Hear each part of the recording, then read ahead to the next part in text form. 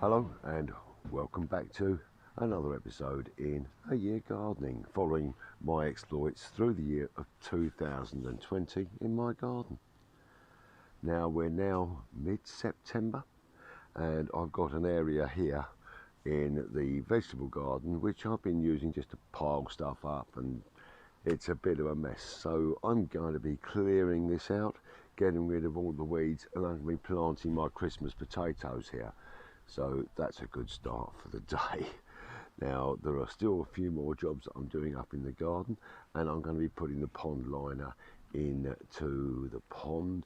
I've got the layout all ready and some lining underneath, and I've been using some old carpet and sheets and things to soften the inside, and I'm going to be laying that in there as well. So quite a few things that I've got planned for today, but the first thing I'm going to do is I'm going to start digging this area and tidying it, ready to take these Christmas potatoes. Well, I've just cleared all of the debris from this area. I had some timber and bits laying around down here, and I've cleared all that out of the way. So now I've got to start a fairly deep dig. There's a lot of bindweed and things in here, and I'm going to dig all of that out now and tidy this up. And it's going to give me a 2 metre by 1.5 metre border, which I can then use to plant some more vegetables in. Obviously I will be putting some compost and bits into the ground to make it nice and usable, but I think it's going to be a nice addition to the vegetable area of the garden. Well, that's a nice start. We'll leave this for a couple of days now. I'll get some organic matter dug into this soil, and then we can start using it to grow some crops. It's not a bad soil underneath here. It's quite nice, very, very loamy, and will be great for growing things in. I mean, if stinging nettles are growing in the ground, then it's a good soil, and we had stinging nettles in here. So they're all dug up now. I just want to make sure that I give it a nice dig with the organic matter to get that in there, and just to improve the soil a little bit more. I'm going to get those Christmas potatoes planted in here. I'm sure this is going to be really lovely. This soil just breaks up, it's beautiful. So it's not very clayey at all, whereas the majority of the garden is clay. This is just powdering up in my hands. It's absolutely beautiful soil, and once we've got this worked, it's going to be great for growing in. So looking forward to that.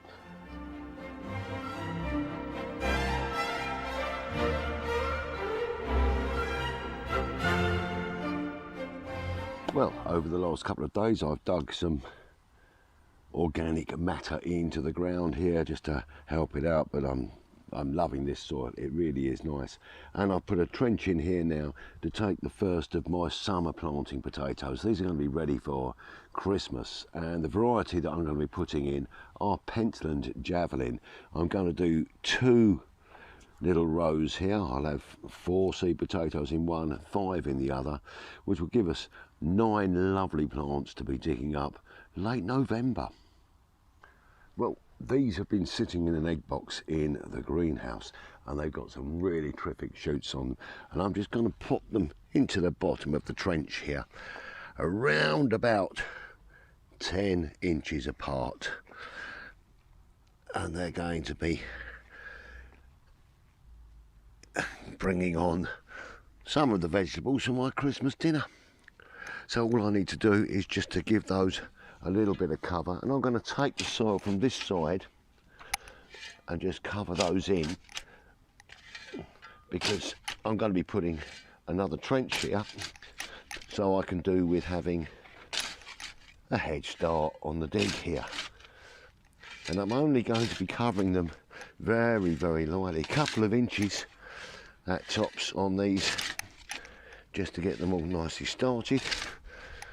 And this is the stuff that I've been digging out of here. There is tons of that bindweed. That's going to go into the incinerator. There we are. So just get this nicely covered over here. Obviously I'll be then marking the rows, and these will be a nice tasty addition to our Christmas dinner for once. So what I'm going to do is I'm going to leave this soil banked up over here. I use that for earthing these potatoes up as they grow, and this is going to be the start of the next trench for the next row of these pent-in javelins. Well, there we are, 2 trenches of potatoes, little ridges in between them, all ready for growing through the late season this year. And I've never grown summer planting potatoes before, and I'm really looking forward to seeing how this turns out.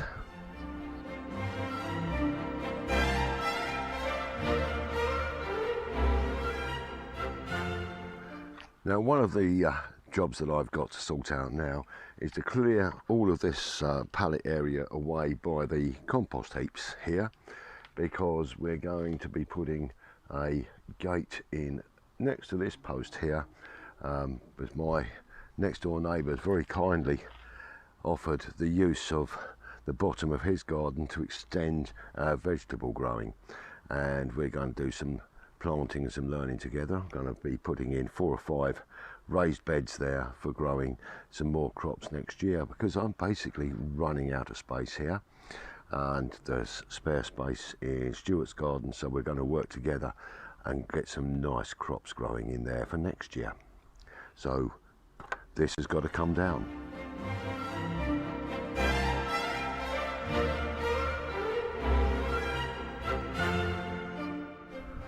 Well, it's a constant job, but taking off these dead heads from the roses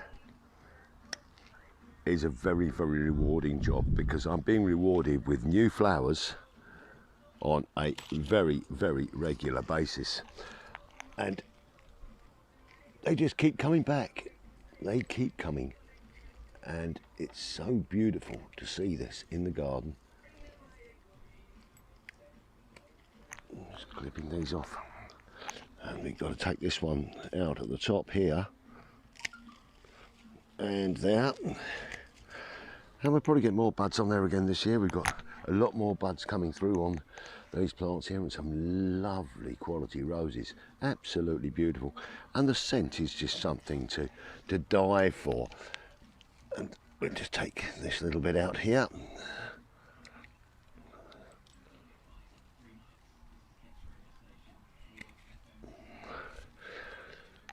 Beautiful flowers, amazing scent.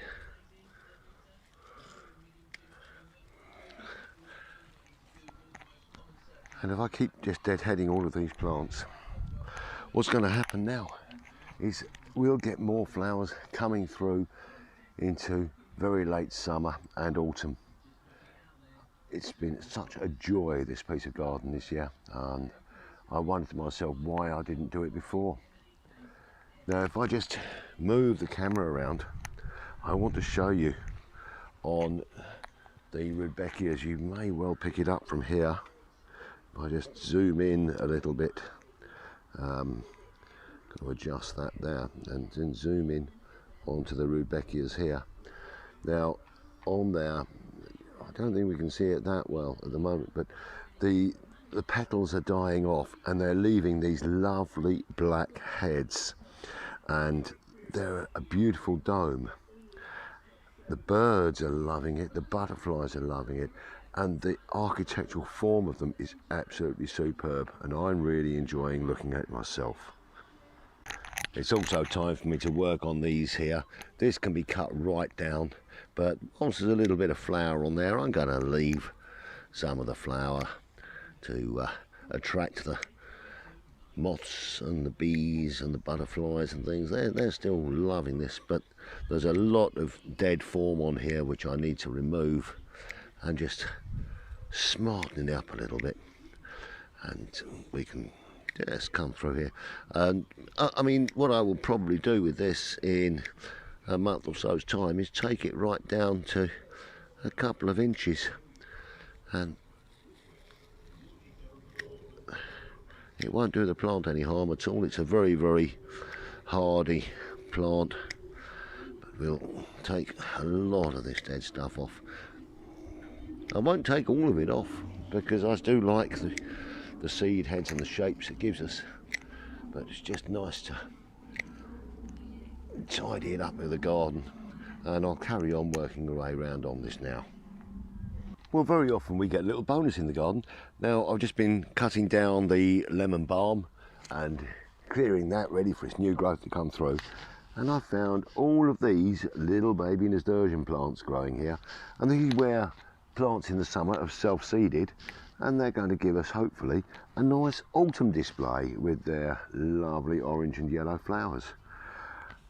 These are absolutely divine. It feels like velvet, absolutely feels like velvet on these lovely heads. So bonus time, happy days. Well, last week I showed you my part-built fence up the side of the hedge, and I just wanted to show you I've now completed that, and the fence is built, and the whole thing has been built out of scraps. And you remember that I put this up at the end here, just over the dead bit of hedge, but the whole thing is built all the way down the garden there, and those pallets are going to be recycled and used for creating the gate through to the extension on the garden into Stuart's garden, which is quite handy.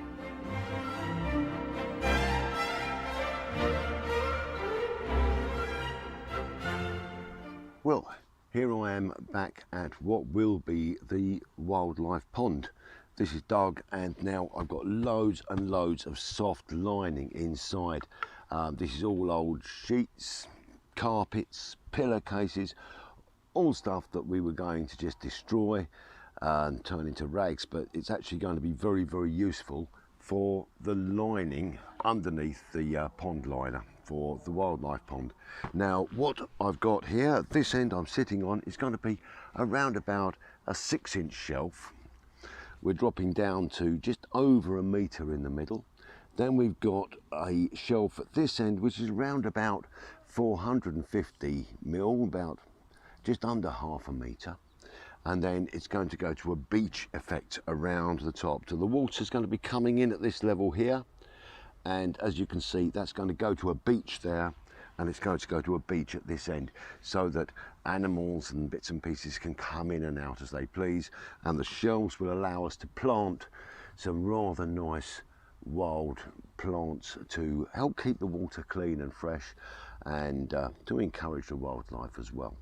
So the next job that I've got to do is I've got to go and unpack the actual black liner for the pond and pop that inside here, and then we'll pop some water inside that so that it can find its level. I won't be cutting the liner for a couple of days. I'm going to let the water just bring it down, and then we'll see how it goes from there.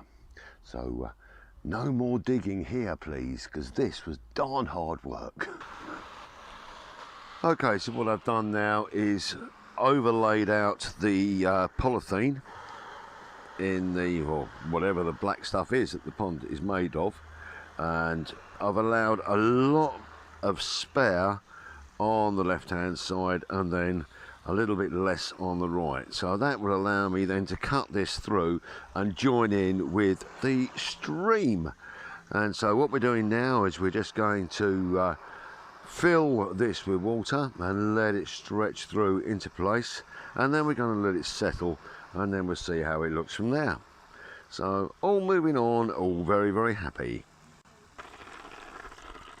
Well, I'm sure you can see as the water goes in, the shape for the bottom section is filling up. We've got the shelf just over this side here, and we've got another shelf up here. The water level is probably around about a quarter full at the moment, and already we've got a nice shape appearing in there.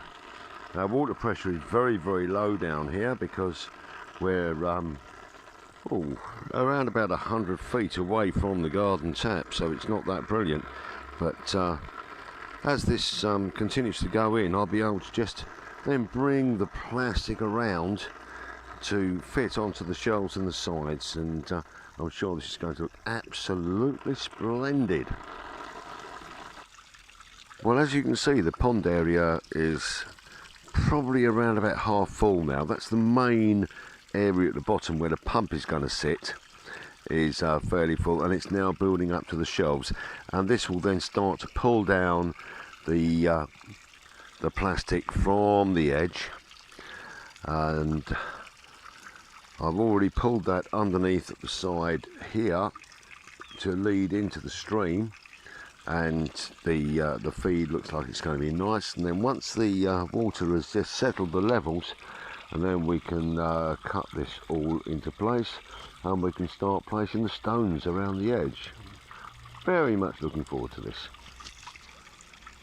Okay, so what I've done now, I've basically 90% filled this with water, and we've got a lot of water in here now, and I'm just going to leave this to rest and settle for 24 to 48 hours to settle itself down, and then I'm going to tidy the edges, roll this underneath here, get the weed suppressing membrane underneath here. Then I've got to cut this and trim it through to join in with the stream, link it in, put a waterproof seal on there, and then we can test run the stream through to the pond. Happy days.